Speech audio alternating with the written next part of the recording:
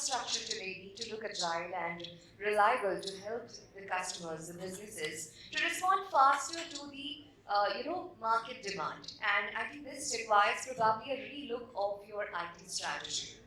To lead us through a discussion on this topic, enterprise of the future, driving paradigm shifts in IT strategy, I would like to invite on the stage Mr. Ravi Jain, Director of IBM Power System Sales for IBM Asia Pacific and China. Can we have a huge round of applause for him?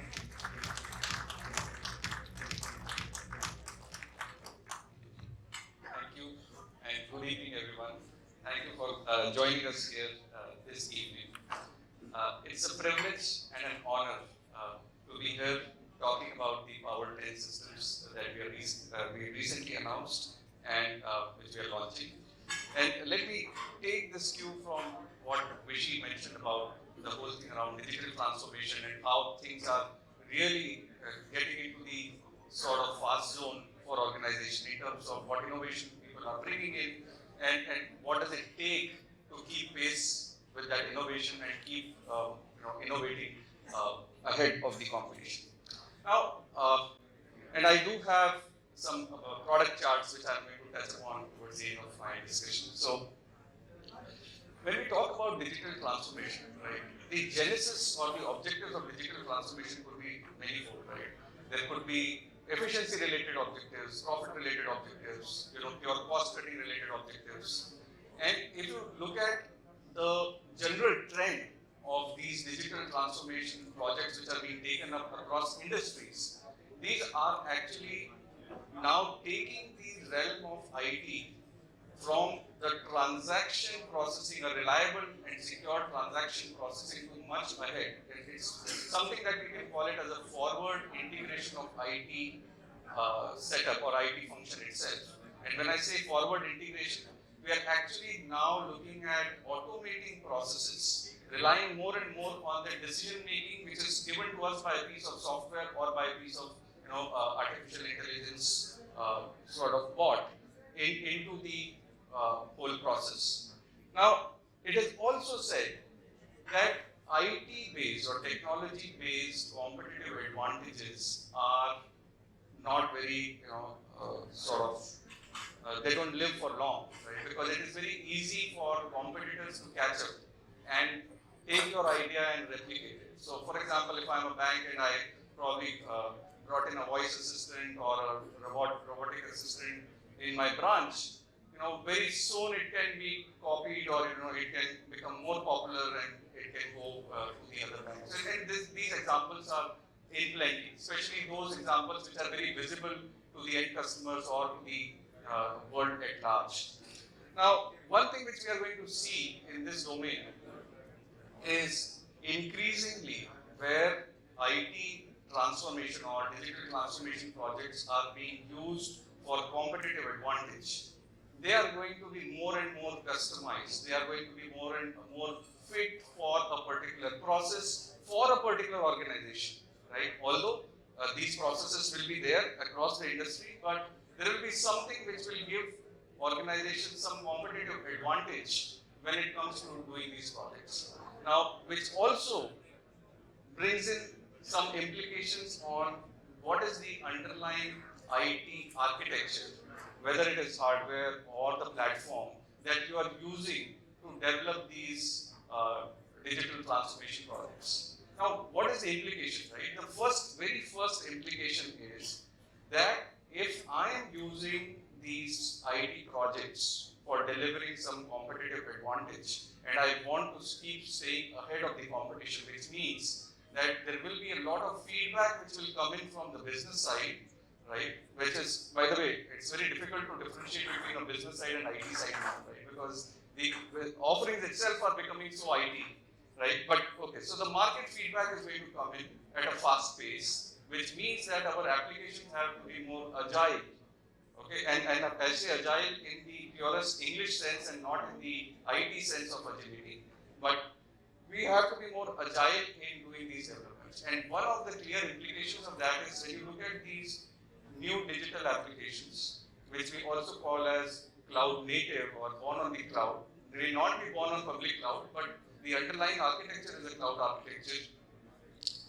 these are based on microservices or done on containers, so that if a particular functionality has to be changed in a particular software, right, we are able to do it on the fly at a much faster pace as compared to the traditional software development life cycle, right? Let me give you an example, right? All of you will have some, say, wallet app, say for example, Paytm or could be PhonePe or Google Pay or Now, if the provider of that application has to put in an offer, maybe a new game, right, or something which helps you earn points, or a cashback offer, how much time would they take from deciding on that offer and actually rolling it out?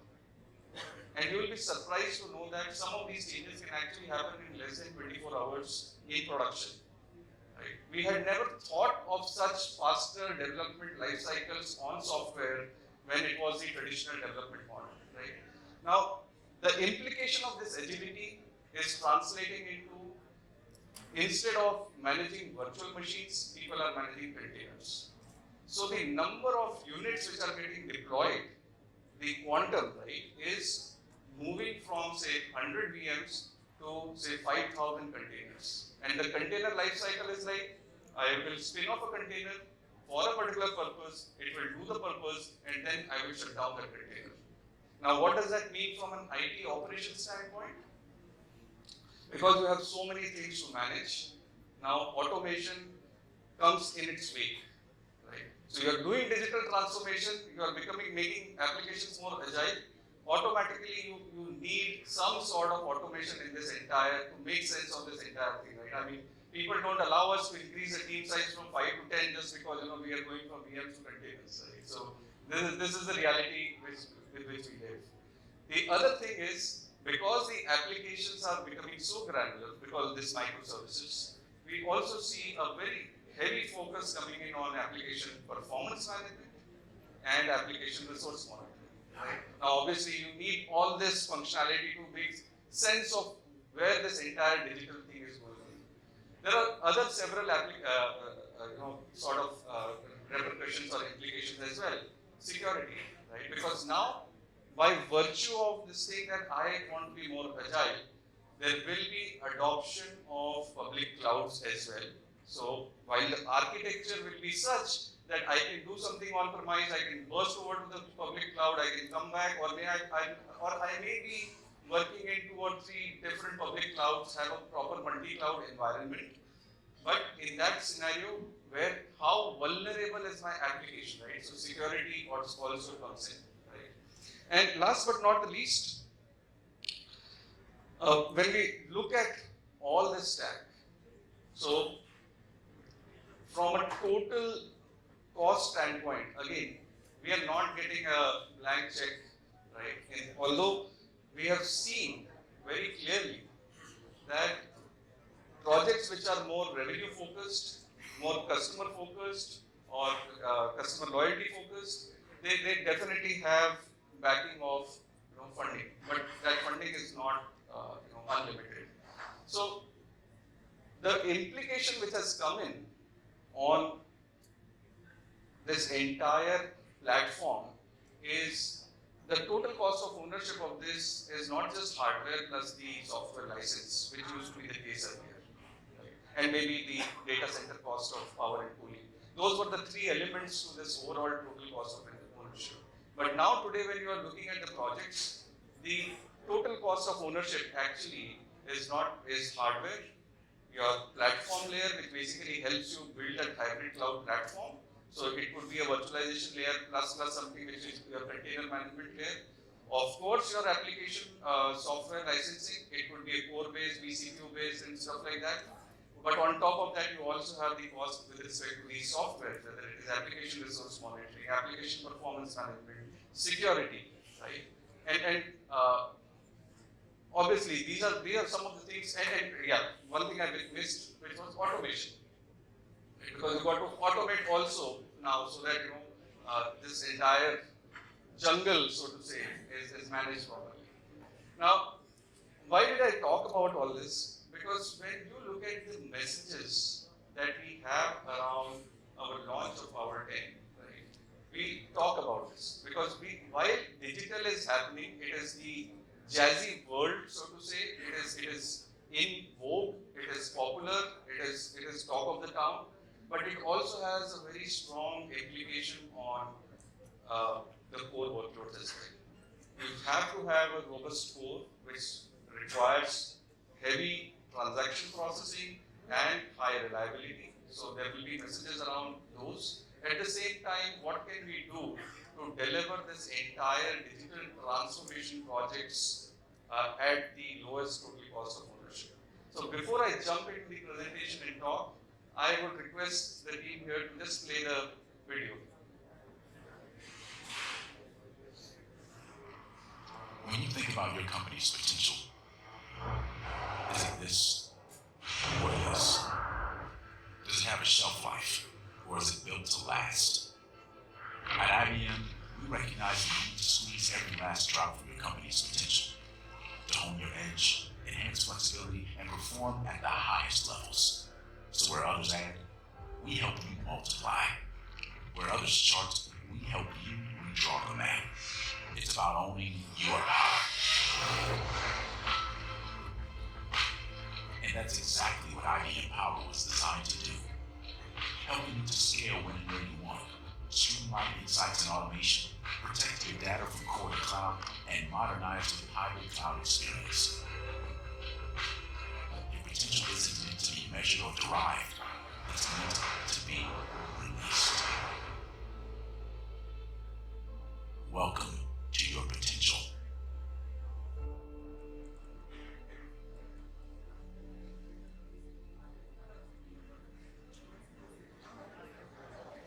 Thank you. Can you get the charts on the screen, please?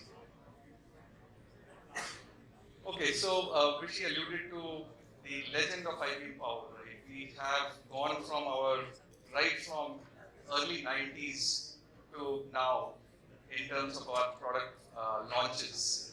And every 3 years, you've seen one new generation getting announced. The processor of Power10 was, the processor itself was unveiled in 2020 in the hot chips. The systems take some time to come to the market, and last year in 2021 we announced the IBM Power10 processor-based high-end systems, which was our Power 𝗃𝗏𝗏 systems, which is the high-end systems, or I would say multi-socket systems. Over a period of time, you'd see that while the nanometers have gone down, now we are talking about 7 nanometer in the Power10 generation, but there are technologies that we picked up on the way and which have continued. Right? SMT8 is one classic example when it comes to data, the core database processing. SMT8 is something which was sort of new when we were doing Power 8 and Power 9, but today it is like a default, sort of setting when it comes to processing. And what is SMT8? 8 simultaneous threads being processed on the processor core. Now, which essentially is a big advantage. Another thing you would know in this, journey of power processors, see, there is a limited real estate. Chip is a real estate, right? Think of it as iron. Right? Now, every processor vendor has a choice, right? Whether to put more cores into it or whether to put more cache into it, right? But what we have done is we have made sure that in every processor launch, we are making sure that the performance per core, please, I'm not talking about performance per socket, I'm talking about performance per core increases.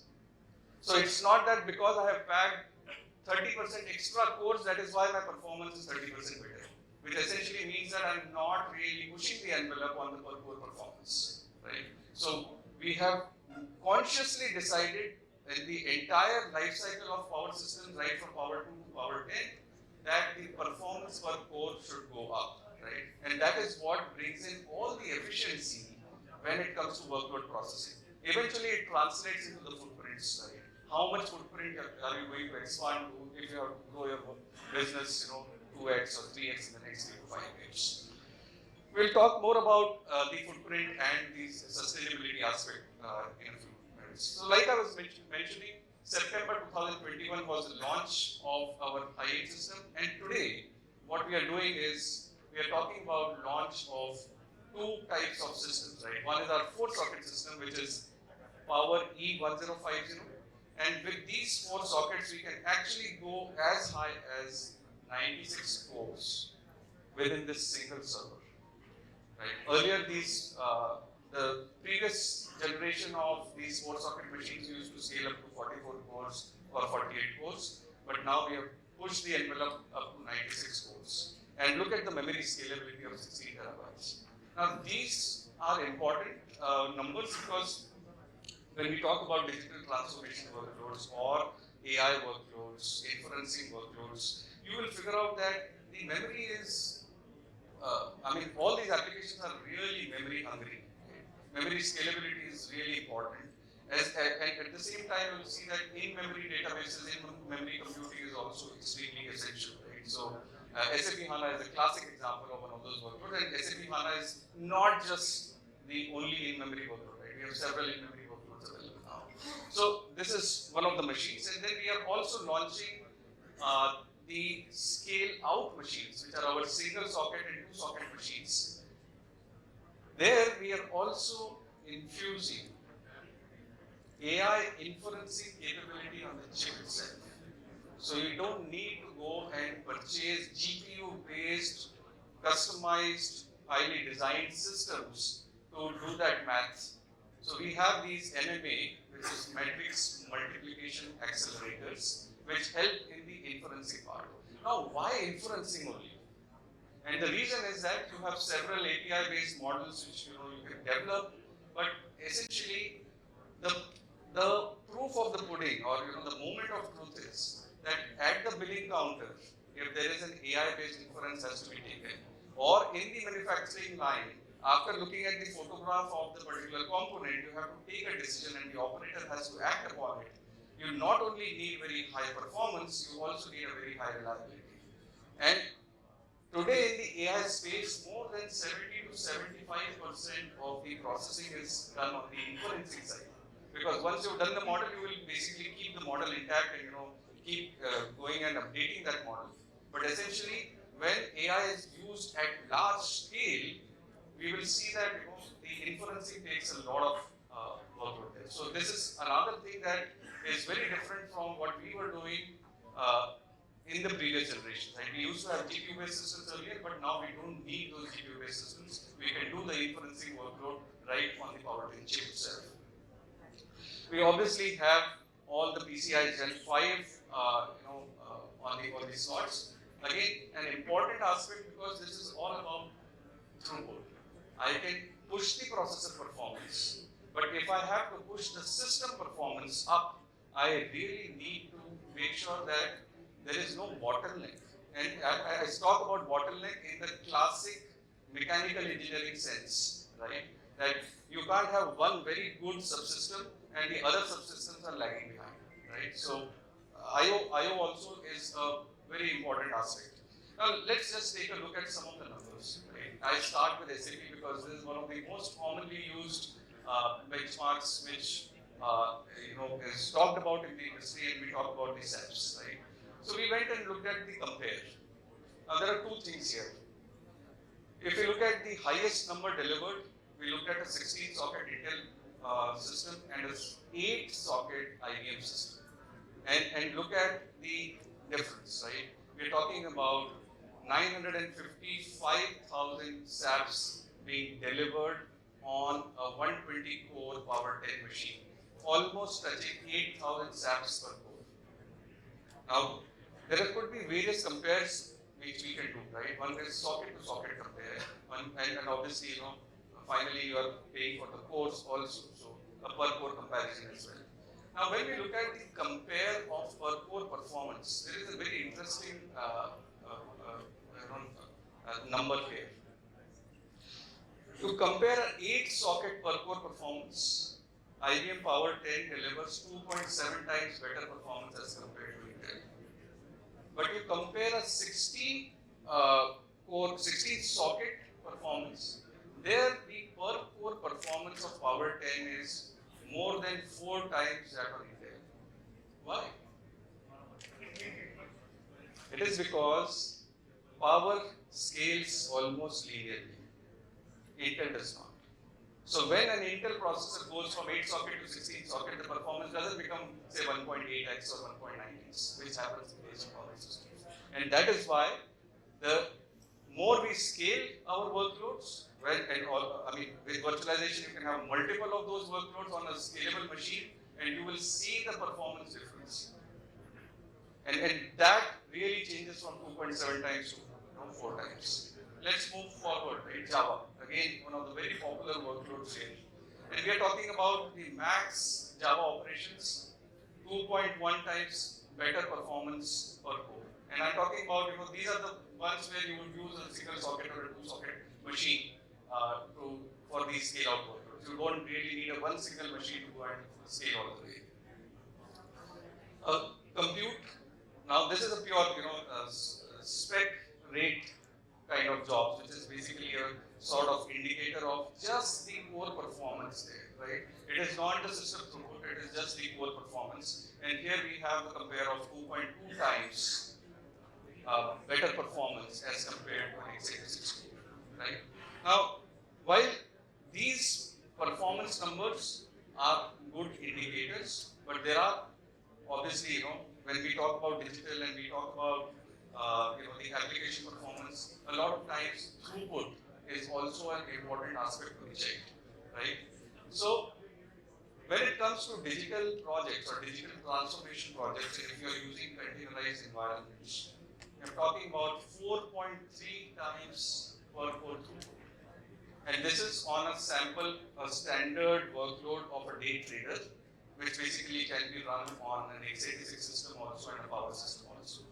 And why is throughput better? Because not just the CPU, you have a better memory bandwidth, you have a better IO bandwidth, and there are many things on top of it. You can run the system at a much better utilization level, you will have less CPU wait times, and all that actually results in performances which are sometimes we have seen compares, which performance ratios could go from 5 to 50 times also as compared to what you get on an x86 machine. And this is because the code which is being written today, especially on the digital side, this is not the standard code. Right? It is highly customized, so to say. Packages which are being used are common. You can sort of call them commodities sort of thing, right? All are open source. But if I have to write something for a competitive advantage of my organization, right, I'm going to do some customization there. I will use the standard package, but I will write something custom on top of it. And that is why you will see that the performance gains are multifold when it comes to looking at power systems. Another throughput related workload is the day batch, right? Batch processing. And this is obviously not a benchmark. We actually did it in a live customer environment. The client was actually using Power8 system, and they wanted to go to Power10, and look at the difference, right? We had 𝗪𝗂𝗍 also there, and with the 12 cores of 𝗪𝗂𝗍, they achieved a certain reduction in the batch workload, but IBM Power10 systems were able to do in 1/3 of the cores, and we still were able to achieve a better reduction on the overall batch run, right? And batch again is a throughput related thing, right? Coming to the AI inferencing part, which I was alluding to, this is one of the sort of things that we feel is going to help in the inferencing part, which the examples which I mentioned was around the factory shop floor or the retail outlet or the billing counters or the invoicing counters, where major transactions are happening. They have to happen, otherwise the truck lines will become 2 kilometers long and there will be calls coming into the IT team and stuff like that. Okay, this chart I used to talk about 2 messages. Right? Obviously, you have a much better performance, so the footprint will reduce. Now, when the footprint reduces, the cost of power, cooling, the overall rack space goes down. That's one visible aspect. Another visible aspect is that the cost of networking goes down.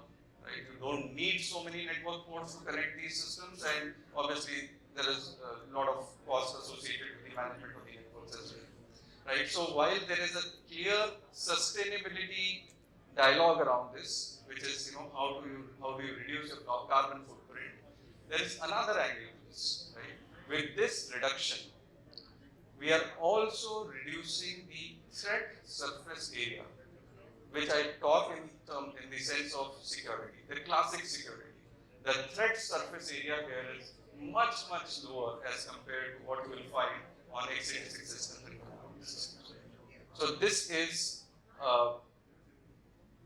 another way of, while the security standards are anyway higher, okay, it is not as easy to hack into an IBM Power Systems, AIX-based machine or 𝗃𝗵𝗲-based machine or even Linux machines, but the surface area itself is lower. Okay, now I want to spend just 2 minutes talking around the memory technologies, right? And with the IBM Power10, we are now using DIMMs, which is differential DIMMs.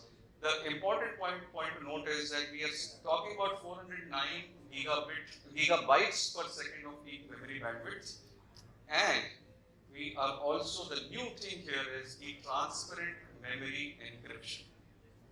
Now, why is it important? Right now, let's just talk about things like you are processing an application. You don't want, you want to obviously encrypt things. Now, the moment you start putting encryption into the application itself, the complexity is going to be severely higher. You can't just pick up applications and start encrypting them, putting encryption algorithms inside them. You need something more sort of simple, and that is why in power systems, what we have done is, for every processing core, we are putting in 4 cores for encryption, 4 engines for encryption at hardware level. So if there is a 24-core machine, it has 96 encryption cores in the machine to help you encrypt. And this encryption is, you can use all your your standard software which you have in your organization for key management and stuff like that. But this encryption is transparent in the sense that application is not aware of it. So application doesn't have to be changed, but you can conform to the highest levels of encryption. And if the data in the memory is secure, I think that's a big saving. Sort of big safety net, so to say, right? Because data at rest, securing that, all of us do it, right, on the disk. But this helps in securing the data in memory. Okay, so this was on the memory side and the encryption side. One more message around how do we see this entire hardware architecture evolving, right? And that is where you will find need of applications being more agile, bursting over to a cloud capacity, coming back, and that is where the entire thing around Red Hat OpenShift helps. The ecosystem of workloads that we had on Linux on Power, which was 18 months back, it has grown 10 to 20-fold when we talk about the workloads now on Power10, which means that when you are deploying OpenShift, if you think that the choice was only x86, I have to put OpenShift only on x86, the answer is no. At least ask for an evaluation of how does it look, how does it run when it comes to power systems, because you will be pleasantly surprised on how much savings can come in when it comes to power. The other piece that we are doing is, we realize that there will be sort of on-premise, pay-as-you-go kind of requirements. So those functionalities or those features which were available only in our high-end servers earlier, now we are making them available on the low-end servers as well, which essentially means that you can buy an entitled capacity, say 15 cores out of 20 cores, and you can pay for the balance 5 cores only and only when you are using, your workload is using those additional codes. And it can be monitored to the minute level, and you can also have a sort of credit in the wallet, which means that it's not that it's going to overrun, right? It can always be stopped or sort of, it's a very transparent way of showing things. Last but not the least, one of the announcement which is going to come in probably, we are going to announce it sometime in Q1, which is Jan, Feb, March, which is around the availability of Power virtual cloud, which currently exists, but the data center is not in India, right? So the announcements which will come in will be the announcement of the India data center. So please stay tuned for that, because that basically makes sure that you have one vendor who can take care of your on-premise need as well as the public cloud need when it comes to your workload, and you can have the same currency of pay-as-you-grow. So the same credits which we are going to use for the on-premise pay-as-you-go can also be used in the public cloud. Right? So it's not that I have a conflicting thought when it comes to my clients going to the public cloud, right? And that is why this entire OpenShift story is extremely essential, because that basically delivers on the whole thought that you can develop anywhere and deploy everywhere, right? So in a nutshell, the power systems message or the foundations, they remain the same. We are true to our core. We will continue to increase the performance per core, which helps in faster processing of business workloads, a reliable processing in the most secured manner. So some of these technologies and announcements that come are on that side. And we are breaking grounds with respect to the digital transformation. With work is on with not just with Red Hat, but various ISVs. In fact, I would encourage all of you that if you have a particular application in mind, maybe from a startup or maybe from an outside application vendor, right? You can tell us that, Mr. IBM, I want to see how does this application work on our systems. Because gone are the days when porting used to take 6 months. Because all this is OpenShift based, this is all Java code, this is much, much faster and much easier to do. So with that, I close my message. Thank you so much for joining us here. It is an honor and a privilege to talk to this audience, and I thank you all from the bottom of my heart for all the business that you have given to us. Thank you so much.